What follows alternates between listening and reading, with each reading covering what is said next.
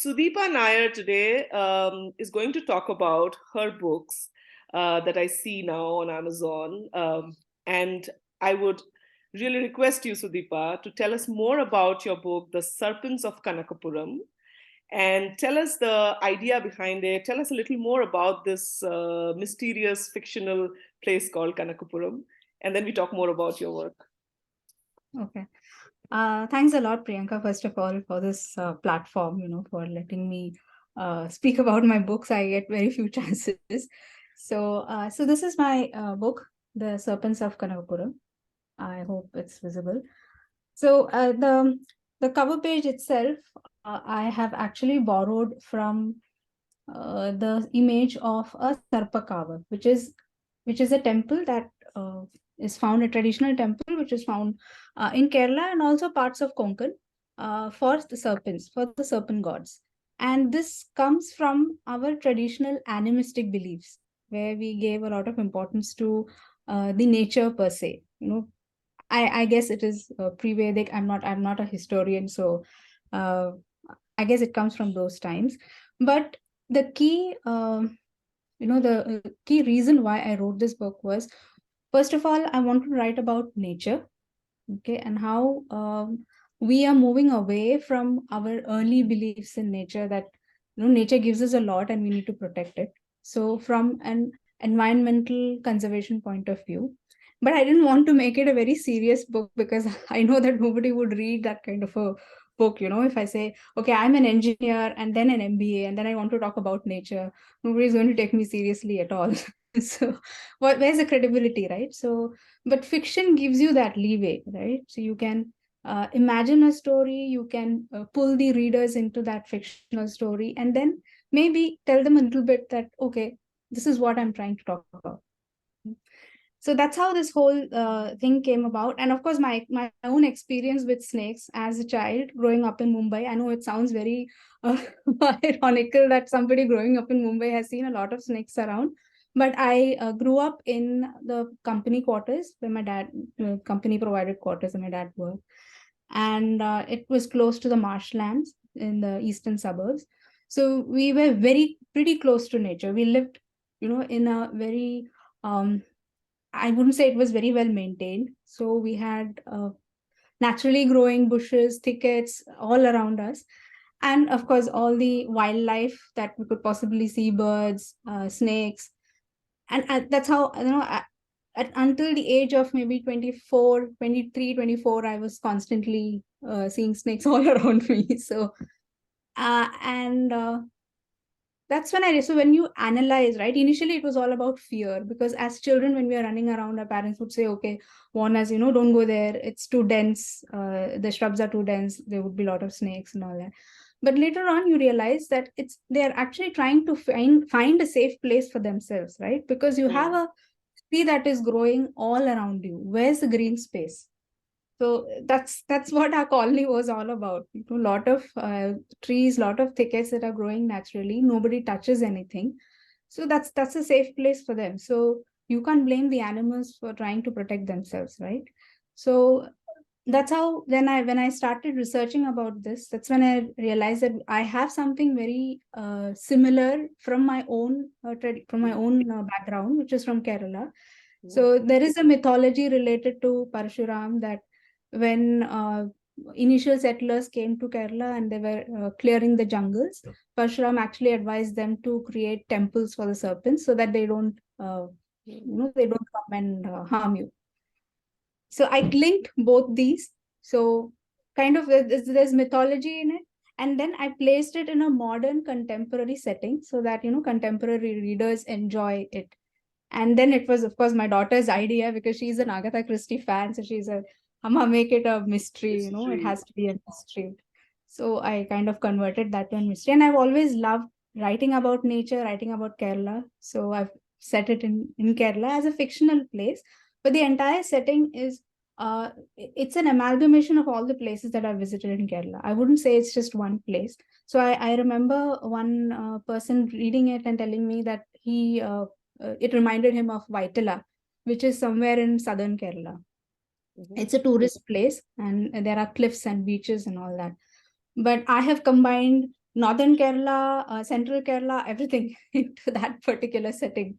So it's like, of course, drawing inspiration from R.K. Narayan, our favorite author, who came up with Malgudi Days. So I created something like that, like a village and all that.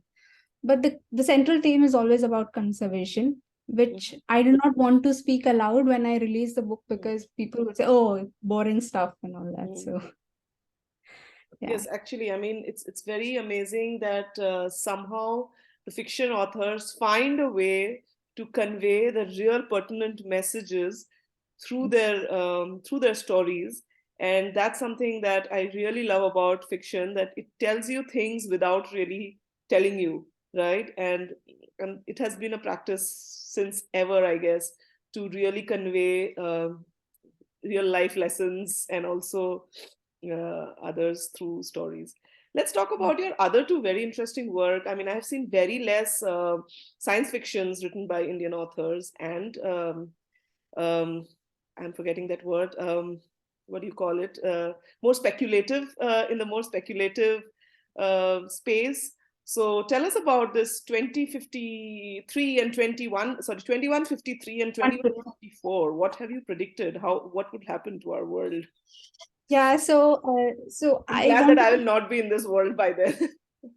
I know a lot of us are, and I didn't want to make it completely dystopian or utopian. So, which is why I've talked about five different countries. Of course, it made my work a lot more simpler, because when I'm building a world, I cannot think of all the futures of all the countries in the world, right? So I broadly divided into five countries, and said, okay, it gave a technological philosophy, or rather, not technological. I gave a philosophy for every country, and it's not just technology or science alone. There are also socio-political, geopolitical angles. So every country, based on what that country finds as its existential theme, this is Hmm. what we stand for. So a little bit of what is going on right now, Hmm. most of the countries are moving towards nationalism, saying, okay, this is Hmm. what we are trying to find their own identity. Hmm. So there's no comment, there's no I wouldn't say that I've prescribed anything, but it's like a commentary but set in the future. So if Is I were how to take you imagine the world to be. how I imagine the world to be, if I take the conditions today and I Correct. extrapolate, Correct. like, could be dystopian, it could be utopian. So some place has gone to the utopian side of things, some places they have gone to the dystopian side of things. So it depends upon how the reader takes it, right? For someone who is very comfortable with technology, a technologically advanced country which uses a lot of robotics, and humanoids in their Mhm. labor force, it might be very interesting, and they say, oh, that's like a very convenient world that we are getting into. But for some others, they might say, okay, we are going to lose jobs, so this is very dystopian, right? So I've seen different people come up with different kind of views about my book, saying, okay, if this is how it's going to be, then I'm afraid of the future. And Okay. somebody will say, okay, so there's a country called Wedemia. Wedemia works on the philosophy of circular economy. I Mm-hmm. don't know if you're aware. It's a Yeah. theme that many of the European countries are now Yeah. uh, working for. So it's basically, whatever you take from nature, you give it back Give back. Yeah. across the supply chain. So that's a circular economy. So I've put in that. So I remember one of my MBA classmates, she actually wrote, it's an economy class, but it was like a very small paragraph. And I've tried as far as possible not to put in a lot of theory into the book, but which is why I made it a fast-paced adventure thriller. So the blurb is that um, there is a 23-year-old leader in waiting, Sia, and she's an orphan. She thinks that she is an orphan. Her parents have died, and only five nations survive on the planet. Obviously, that's the theme. And she has been, yeah. So she's been. So there is also, because of the how climate change is happening, floods might happen, land masses can move, things like that. There could be geological changes on Earth in future. So how will the countries disappear, like Mhm. physically disappear? It can happen if we believe the climate scientists. So it's taking extrapolating all that into the future, right?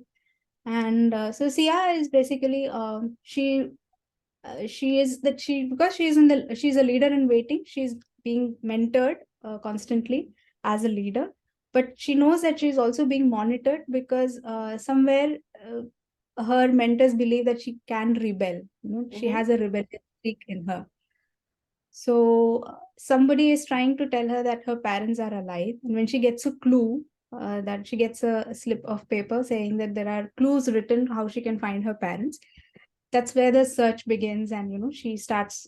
And at the same time, she's declared a traitor because of no fault of hers.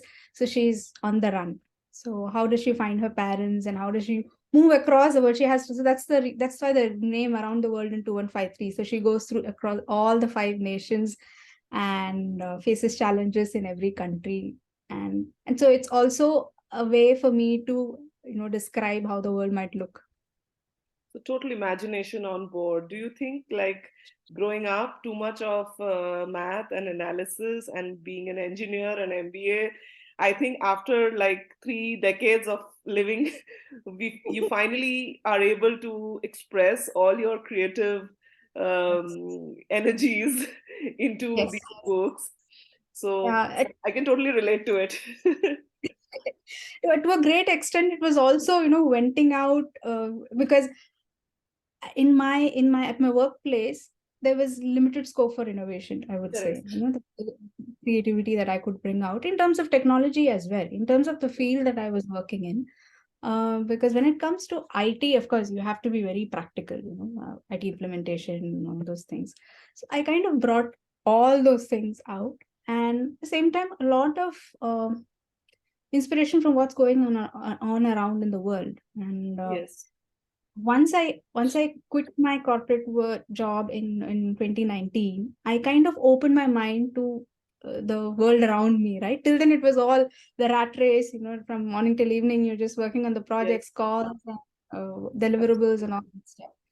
So that's when I suddenly realized, okay, where is this going? Where are we going? So that was and technology cannot be separated from humanity now. Mm. We have Yes. reached a stage where life has amalgamated with technology so much that technologists will determine how we might live in the future. And Very that's a scary thought, because yes. you while technology is very important in our day-to-day life to make it convenient and stuff like that, I would say for women it's very, very important because it makes life so much simpler when Mm. you have things that when you have applications that help you in your day-to-day life, your daily tasks and all that. But at the same time, you cannot be overwhelmed by technology Yes. so much that you become. So I recently read in the review of a book. The author says that you might humans might become automatons in future because we we lose our capacity to think Mm. because we outsource our thinking so much to technology. Yes. So That's that's a true. scary. And it is easier to probably learn a technology, understand a technology, train yourself in it.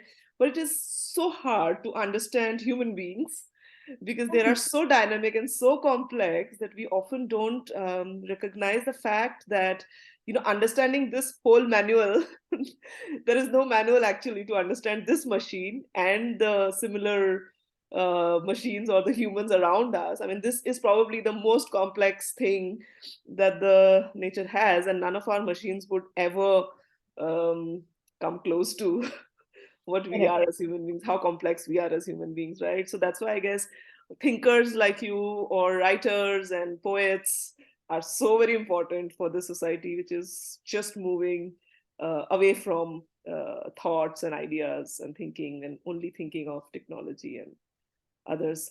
I would love to talk to you about your publishing journey because, like I said, I have seen very few self published authors writing their second book and the third, Yeah. and really consistently getting writing, finishing, and getting published, and still staying so authentic and honest about the work. So tell us about your journey as a published author. How do you see this, and what challenges do you face as a self-published authors, and what are some of the wins or some of the high moments that you may have seen in the last, I guess, almost 10 years that you are now writing? Mm. Yeah, so yeah, my writing journey, I would say, I mean, started as a child, but I never thought about being a writer seriously. My focus has always been on doing something, like a professional course. But that's all, that's what every middle class child dreams about, right? Have a job, have a career, earn well, and kind of be a good child to your parents. Totally. That's the The ambition. template. Template. And I've always been good at studies. So obviously, a child gets pushed in the 80s, you get pushed to medicine or engineering. So I wasn't very interested in the medical field. So engineering was the obvious choice. But I enjoyed writing. And I realized that quite early, even when I was in school, because I knew that my favorite examination papers used to be the language papers. In all three, I've studied English, Hindi, and Marathi. So I would enjoy writing all the essays and stories. And maths, of course, I mean, I'm good at maths, but I never enjoyed the examination per se. I was always tensed.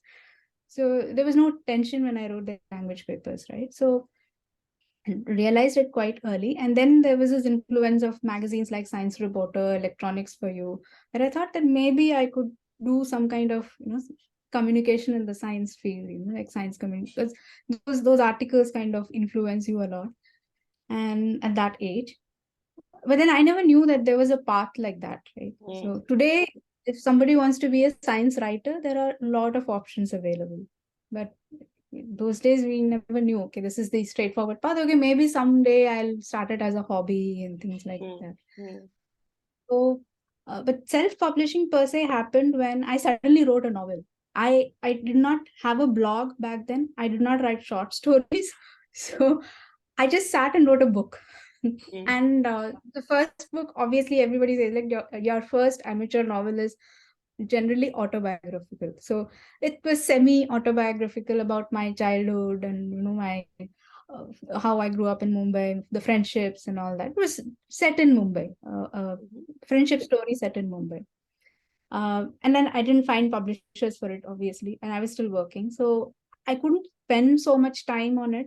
So I said, okay, fine, I'll just self-publish it. I put it on Amazon, and there was some feedback, some sort of feedback, like a certain age group of people liked it, maybe teens and young adults, because maybe that's the kind of narrative style I had. But I forgot about it.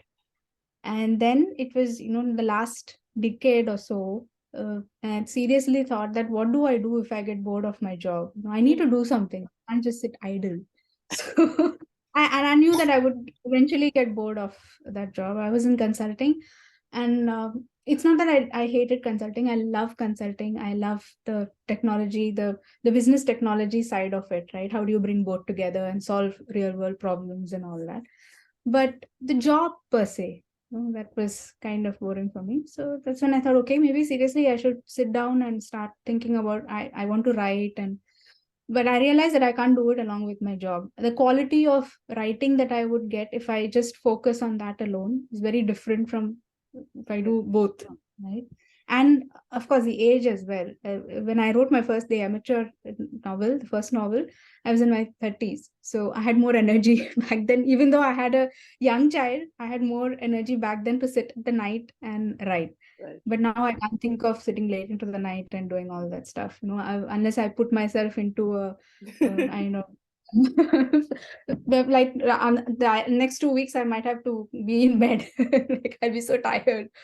So I thought, okay, fine, I'll quit my job. And anyway, Singapore, right? So visa issues and all that. So that's when I started seriously writing this mystery. And again, I went through the thing process of reaching out to publishers, but I have to be honest here, I didn't go to many publishers. Mm, Like most of the advice that I see online, like people say you have to reach out to 30, 40 literary agents or more than that even. The number is mm, quite high. to actually get some amount of success. I was very impatient. Once I wrote the story, I wanted to get it out as soon as possible. Yeah. So I tried a few big names. Maybe that was my mistake. 7 to 8 big names, and no reply, no response from any of them. Um, Literary agents also I tried one or two, but again no response. So then I was looking for options, and I came across.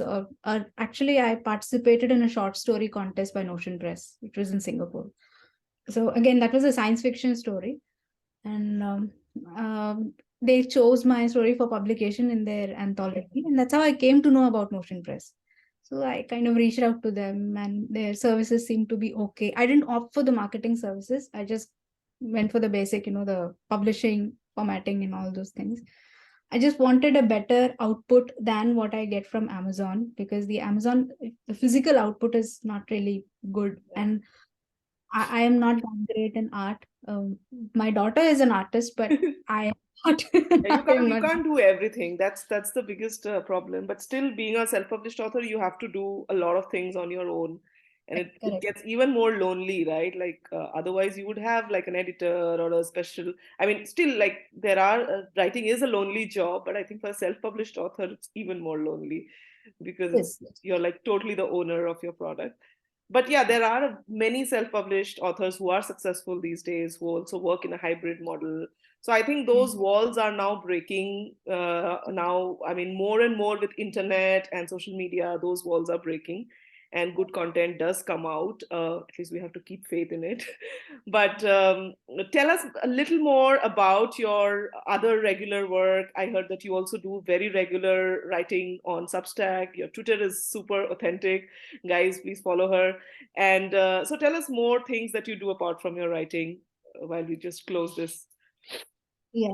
So, social media, I try to focus as much as possible on writing. I don't really, it's either writing or books or movies. Yeah, that's all I talk about. And I was on Twitter for a long time, but I became active only recently. So I've been doing everything upside down, topsy turvy. I wrote a book, and then I started a blog. And then somebody said, you should start writing short stories, Or because do that's how Twitter. people start. Yeah, that's how people start. I was like, okay, I've already written 3 novels. Okay, let me start writing short stories now. And it actually liberated me, because um, the same with self-publishing, because I've been able to write multiple genres, which Mm, I probably will not be able to do in a traditional setup. yeah. Because you You're are sorted. You are like, unless you are a very highly acclaimed literary author who can write on anything, and the people would buy your book and read. You have to start as a genre author, I suppose. hmm, So self-publishing has given me that freedom. I can write and publish on anything. So my next book, I've just completed it. I'm just sorting out some stuff. So hope to publish it this month, at wow, least. Yeah. So I can't say what genre it is. It is ecological fiction, but it's also a suspense. So again, I'm going back to my favorite theme of ecology, environment, and things like that. wonderful. We will So definitely get to it when once it is out, and I'm looking forward to it, Sudeepa. And thank you so much for coming and talking about your book. I really enjoyed our conversation. Sometimes I feel that I have really found a gold in social media, and honestly, discovering you and your books and your body of work really inspired me a lot. And wish you all the best thank with. you so much, Priyanka. Thank you, first of all, for this opportunity. Like I said, and it feels good to meet somebody on Twitter face to face. I have met exactly 2 people from my community so far, personally, and you're the third person. So, Great. Thank you so much. Have a very nice day. Bye bye. yeah.